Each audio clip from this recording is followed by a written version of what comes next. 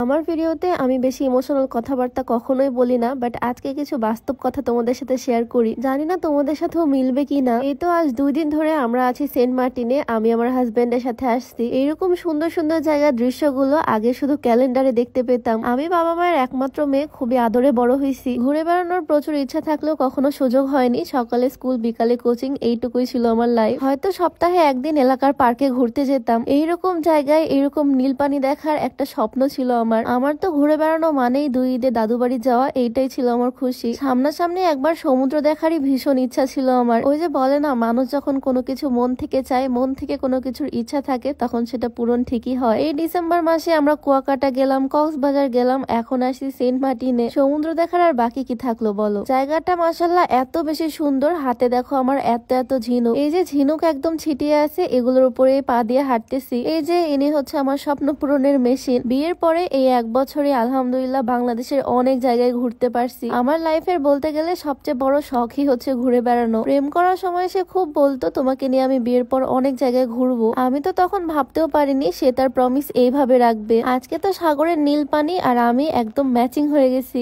আজকে আমার খুব পছন্দের একটা আবায়া পরে আমি আসছি, যেটা দেখতে মাশাআল্লাহ অনেক বেশি সুন্দর। অনেক পছন্দের একটা বোরখা এটা আমার। ফুল একটা আবায়া সেট, ইনার, কোটি প্লাস হিজাব। কোটিটাও অনেক বেশি সুন্দর, সাথে ইনারের ডিজাইনটাও খুবই ইউনিক। হাতার ডিজাইনটাও খুবই সুন্দর। এই সুন্দর বোরকাটা তোমরা পেয়ে যাবা সাউদা আউটফিট ফেসবুক পেজ থেকে। তাদের পেজটা আমি ডেসক্রিপশনে মেনশন করে দিয়ে রাখবো, চাইলে ভিজিট করে আসতে পারো। যাই হোক, আজকে আমরা আসছি সেন্ট মার্টিনের সবচেয়ে সুন্দর জায়গায়, বাংলাদেশের সবচেয়ে সুন্দর জায়গা ছেড়া দ্বীপে। এই জায়গাতে আসলে পুরো বিদেশ বিদেশ ভাইব দেয়। দেখো এই সাইডটা একদম সাদা বালু, উপরে সুন্দর সুন্দর গাছ। এই গাছগুলোতে না একদম ইউনিক ইউনিক ফল ধরে, মানে এই ধরনের ফল আমি কোনোদিন দেখিনি। ওই যে দেখো পেকে একদম লাল টুকটুক করতেছে, কিন্তু এই ফলগুলো এতটা পরিমাণে শক্ত আমি কোনোভাবে ছিঁড়তে পারিনি। আজকে এই জায়গায় আসার পর থেকে আমার চোখ শুধু নিচের দিকে। এত পরিমাণে পাথর আর শামুক এখানে পড়ে আছে, আমি সারাদিন নিতে থাকলেও শেষ হবে না। যাই হোক, হাঁটতে হাঁটতে আমরা চলে আসলাম এই সেন্ট মার্টিনের সুন্দরবনে। এই জায়গাটাকে এখানকার স্থানীয়রা বলে সেন্ট মার্টিনের সুন্দরবন। আমি যখন এই জঙ্গলের মধ্যে ঢুকলাম তখন আমার আইডিয়া ছিল না এই জায়গাটা